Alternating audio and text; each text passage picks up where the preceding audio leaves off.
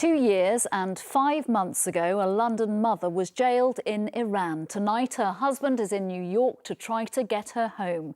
Nazanin Zaghari-Ratcliffe was imprisoned on charges of plotting to overthrow the government on a trip to see her family in Iran.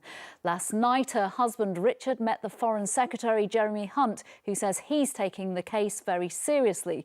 Tonight, the Prime Minister will raise the situation with the Iranian president at the UN.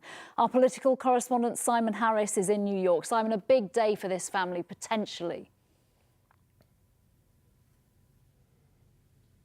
Nina, families of Britons taken hostage or held prisoner often have a very simple choice to make. They can keep a low profile and leave it to Foreign Office officials and diplomats to try to find a solution. Or they can become determined vocal campaigners, rocking the boat, making a nuisance of themselves. Richard Ratcliffe makes no secret of which camp he's in. Richard Ratcliffe is on familiar ground. His trips to New York for the United Nations General Assembly have become an annual pilgrimage. His mission is the same as last year and the year before, to try to see Iran's foreign minister. He knows it's a meeting he's unlikely to get.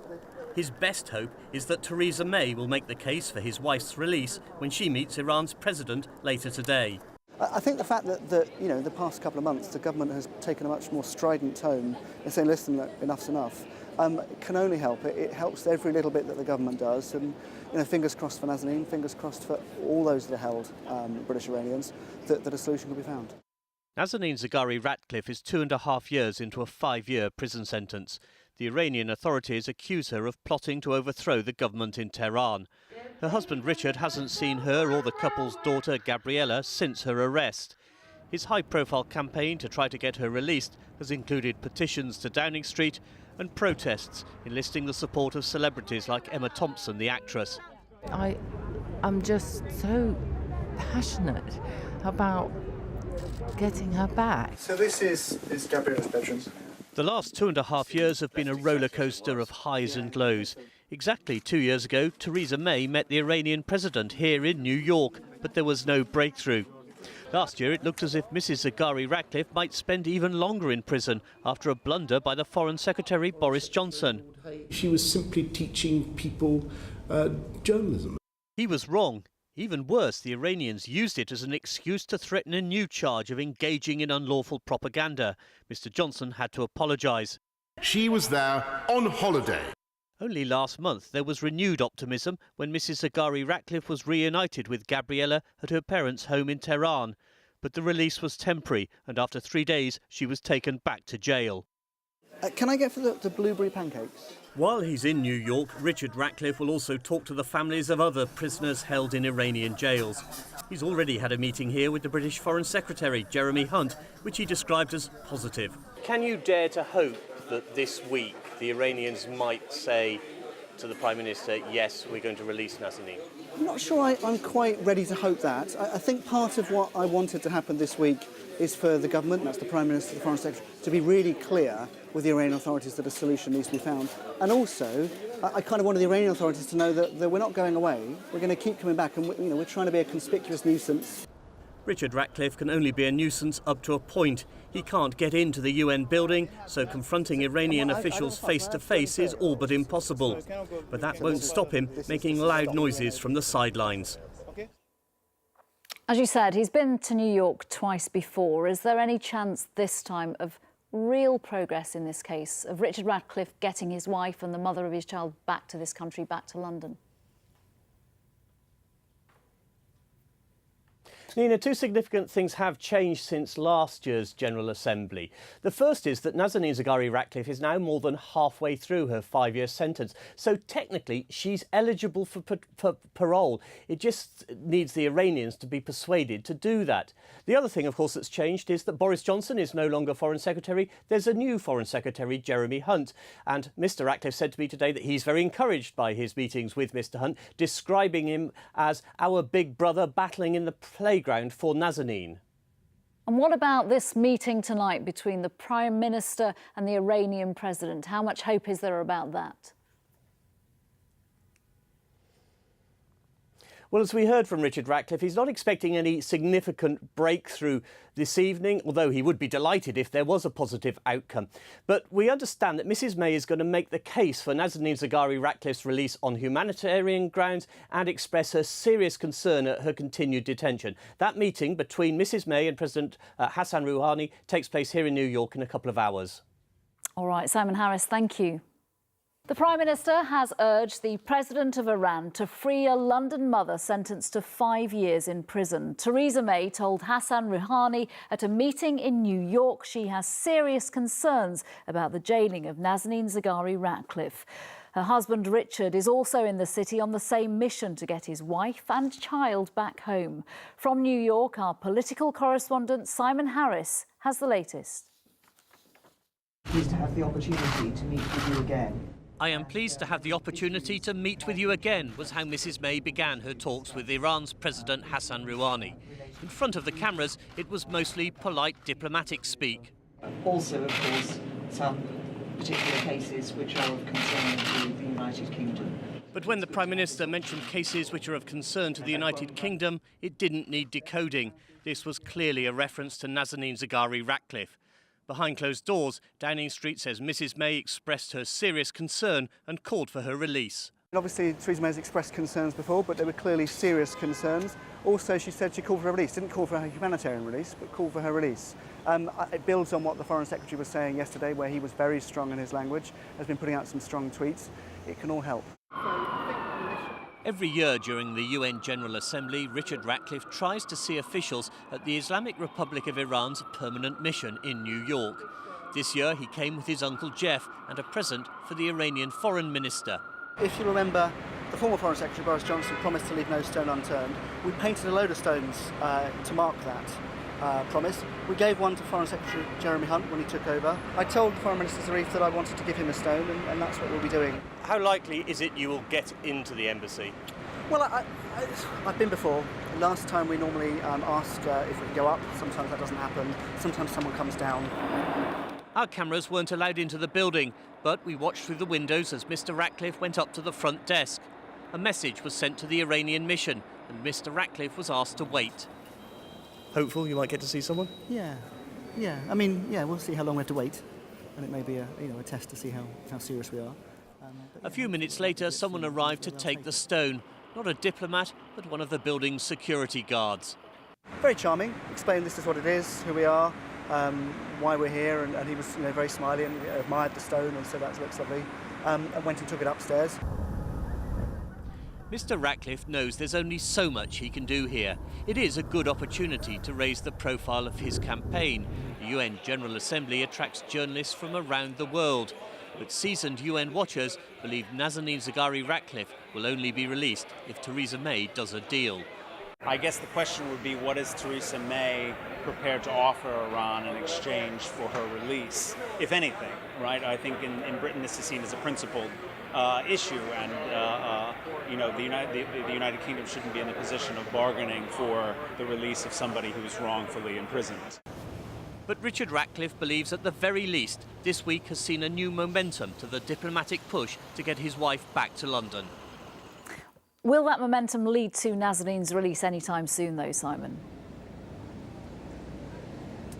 Nina, this is the third time that Richard Ratcliffe has come to the United Nations General Assembly's annual gathering, and he does seem to think things are different this year. In particular, he detects a change in emphasis from the British government. He says the language that ministers use is more pointed. It's almost as if Theresa May and Jeremy Hunt, in their dealings with the Iranian officials and Iranian ministers, are playing good cop, bad cop. But Mr Ratcliffe is also encouraged by noises coming from the Iranian camp. In particular, yesterday, the Iranian President Hassan Rouhani gave an interview to an American television network in which he acknowledged that there are many prisoners with dual nationalities, which is exactly what Mrs Zaghari Ratcliffe is. And the Iranian President went on, and solution to this problem needs to be found. Nina. Simon, thank you very much, Simon Harris, in New York there. Now, when Jeremy Hunt became Foreign Secretary, he vowed to all he could to do all he could to help free Nazanin Zaghari Ratcliffe from an Iranian prison. Today, from the UN's headquarters in New York, he told ITV News London he still doesn't know when she might be released, but he praised her bravery and that of her family. Meanwhile, her husband Richard, also in New York, was meeting the families of other prisoners held in Iran, hoping to step up pressure on the regime, as our political correspondent Simon Harris reports. Richard Ratcliffe is not alone. On the 30th floor of a Manhattan office block, he's surrounded by people like him. People like Mariam Malakpour from Vancouver in Canada. Her brother has been a prisoner in Iran for more than 10 years. Saeed Malakpour was a web programmer who created a social media platform for sharing pictures. But Iran's Revolutionary Guard viewed his activities as immoral and un-Islamic, and on a trip to Iran to see his dying father, he was arrested. I miss him a lot. He's not just my brother. He was always like my role model, because my dad had like brain tumor for 10 years, and he was supporting me. He was there for me. Like without like having him in my life, it's like part of my heart is like I left part of my heart in Iran. Nazanin Zaghari Ratcliffe was working for the Thomson Reuters Foundation, a charity, when she was arrested 2.5 years ago. Her boss, Monique Villa, argues prisoners like Nazanin are effectively hostages held by the Iranian state as bargaining chips. We have no idea today how many people are detained by Iran, because many families don't say it because they think it's better to keep quiet. They have better chance to have them out of jail. So we know they are still taking hostages. Richard Ratcliffe still manages to work as an accountant part-time, but the campaign to get his wife home has taken over his life. It's a common experience among those families prepared to take on the regime's leaders. I think it was really important that there were so many of us together, sharing our stories, learning from each other, giving each other hope, and we had some that have come out the other side and are now released, and they were sharing their stories, and hopefully just, we're all stronger together. The families' stories are all different, but they share a sense of injustice and a belief that the United Nations needs to intervene in cases of state-held hostages. Well, Simon, after all of Richard's efforts and the lobbying in New York this week, both from the Prime Minister and the Foreign Secretary, is Nazanin tonight any closer to being released? As you say, Lucrezia, both the Prime Minister and the Foreign Secretary have used the United Nations General Assembly here in New York this week to raise Mrs Zaghari Ratcliffe's case. Jeremy Hunt had a long meeting with his opposite number from Iran and said they had a very long discussion about Mrs Zaghari Ratcliffe. So when I spoke to Mr Hunt a short time earlier inside the UN, I asked him whether he thought she was any closer to being released. I think it's difficult to say. I mean, she is a very, very brave lady. I have a 4-year-old daughter myself. I can't even imagine what she and her husband Richard are going through. You recognise this concept of state-held hostages? Well, what they are doing, I mean, you could describe it like that, but what they are doing is they are holding innocent people to create diplomatic leverage, and that is not acceptable. Mr Hunt said he told Iran's foreign minister that Britain would not let the situation rest, and there were lots of things Britain could do, but he wouldn't go into detail and explain that, what he meant by that to me. Mrs Zaghari Ratcliffe and her parents in Tehran have sent a message to Mr Hunt thanking him, and interestingly he got the thumbs up for his efforts today from a senior Labour politician. The Mayor of London, Sadiq Khan, said that Mr Hunt was a breath of fresh air compared to his predecessor. Although, of course, Sadiq Khan has never been backwards in coming forwards when it comes to criticising Boris Johnson. Lucrezia. All right, Simon, in New York, thank you. The Conservatives today unveiled their candidate who will go up against Sadiq Khan at the next election for mayor in 2020. Sean Bailey was an advisor to David Cameron and is a former youth worker from North Kensington. Well, he told our political correspondent, Simon Harris, he'll take a zero-tolerance approach to crime if he's elected. For want of a better word, this is my hood. This is where I came from. Sean Bailey has just been awarded one of the toughest challenges in local politics. The Tories have given him the job of evicting Sadiq Khan from City Hall in 2020. It won't be easy. Today, Bailey was on home turf at the West London skate park, where he honed his skills on his skateboard and BMX bike as a youngster. It was great fun and it felt safe, and the key thing is it felt safe. And I want to make sure that young Londoners today have places they can go outside that feel safe. Bailey is a former advisor to David Cameron. In the 2010 general election, he tried and failed to become the MP for Hammersmith. He's currently a member of the London Assembly. The new candidate quickly got a taste of things to come. Within hours of Bailey's selection, Labour launched its first attack on him. Labour pointed to a tweet referring to the current mayor as Mad Mullah Khan of Londonistan.